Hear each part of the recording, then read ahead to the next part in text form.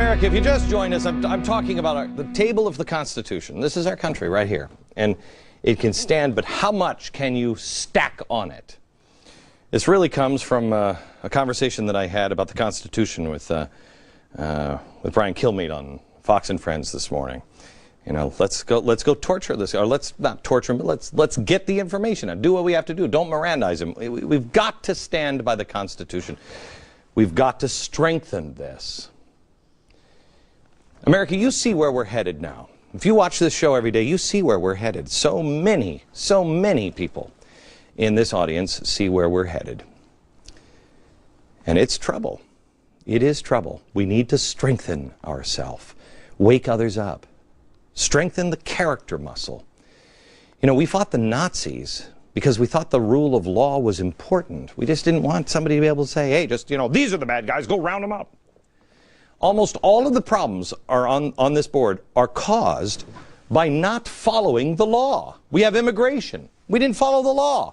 The oil spill. We didn't follow the law. Obama said they acted right away. I'm reading today that if government officials followed their own 1994 response plan, the effects of the spill may have been minimalized. How? The plan called for burning off the oil.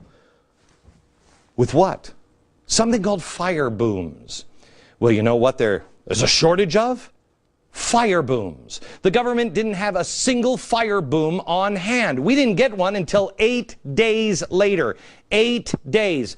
And the Illinois company only had one in stock. And so the government called the company 8 days and said, hey, by the way, could you just call some other companies and some other countries and see if we could borrow their fire booms? Are you kidding me? This isn't BP, this is the federal government. We're now begging other countries because we didn't follow our own rules? Anyone says that we should torture this dirtbag who tried to detonate a car bomb in Times Square, they're wrong. The man's a citizen. The law actually matters. If you won't stand up for the Constitution, no one will. We must demonstrate as a society, as a people, that the Constitution matters. Everything is going to get heavier. Everything is going to get worse. What are the three legs? What are the three legs? This is how weak it is. Faith, hope, and charity. They're doing everything to undermine charity. They're doing everything to tell us nothing but, they don't tell us the truth. It's false hope. And faith, how strong is your faith? These legs at an event strengthen. 9/11. On 9/12, our faith was strong. Our hope in each other was strong. We knew the truth and we became charitable. The trick is, can you do that now before an event? Because this event happens, you ain't putting it back together. It's the perfect storm. Character. Character. When we are most vulnerable. It's easy to follow the Constitution when everything is sunshine and lollipops, but the Constitution was designed so we know what to do in tough times. We must exercise discipline, exercise constitutional character. Stand now, because it's only going to get harder to stand. We'll be right back.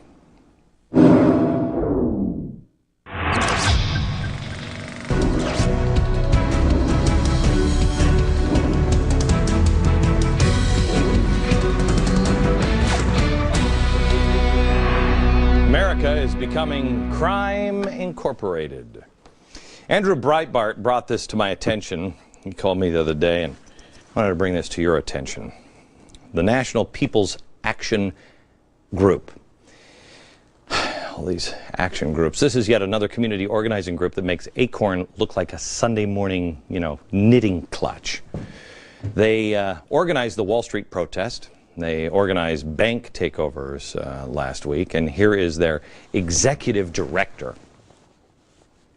Well, we've got thousands of people coming down to the financial district to march on Wall Street. This is going to be the biggest mobilization since the banks sent the economy down the tubes. And we really want to do two things. One, we want to deliver a direct message to the corporations, to Goldman Sachs, Bank of America, Wells Fargo, JP Morgan Chase, and others. But it's time for you guys to clean up your act, and there's specific things they can do to do that. They can stop making predatory loans. They can address the racial disparities in their current lending practices.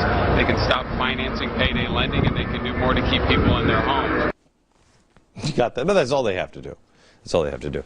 And nowhere here they talk about the government being involved. There's so much in that little clip, I could do an entire show on it, and maybe we will soon. But let me address this Marxist mentality that all lenders of money are evil. It's their responsibility. You know, you lend somebody money, you better make sure that everybody can have a loan. And if they have a financial problem later, well, it's predatory. We've heard this before. It's what always follows the government pushing banks to make loans to people who can't afford them. No jobs, no documents, no income, no fingerprints, no problem. Come see us, we'll get you a house. I mean, I'm surprised that people even have to be visible anymore to be able to get a loan. Predatory? Yeah, the banks, what they're doing is they're hunting down helpless consumers, forcing them into these horrifying loans against their will, and then forcing payday loans. They go out to unsuspecting people and drag them into the banks. Quick, take all of his blood. Let me give him a house. Yes, yes. And then they make them take $500 that they have pay back in 2 weeks. Oh, boy. Yes. What we should do is help people stay in their homes more, then we'd be less evil. Really? Is that the job of a banking institution? Now to keep people into their homes that they can't afford? Good thing the federal government only owns 96% of all home loans. Yeah, they're responsible for it now. Good thing, huh?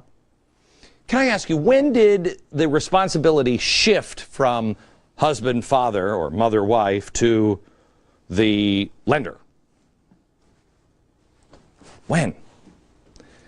Well, those banks should also make sure their customers have food on their table. Some of these people who have homes don't have food. And maybe we can get them a wake-up call so they can get to work. Work? Why would we make them work? What kind of anti-capitalist, anti-personal responsibility, Maoist madness have we lapsed into in this country?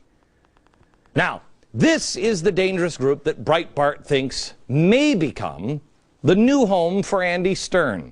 I don't know if that's true or not. Nobody can figure out why that guy left. I think it's because of the mess he created at SEIU, but who knows?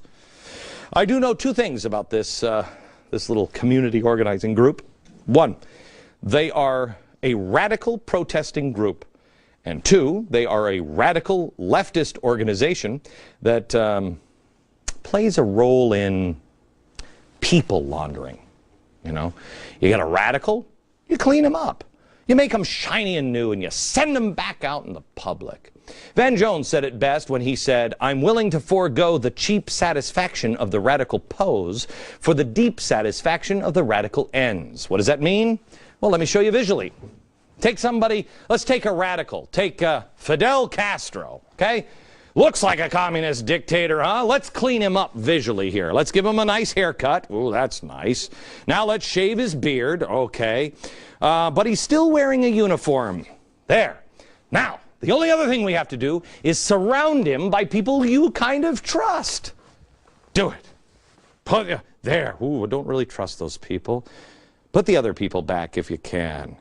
Yeah, I trust those people more than the other people. Now, if we can just get him to drop the communist rhetoric, look at this. Fidel Castro, he's not a radical. Yes, he is.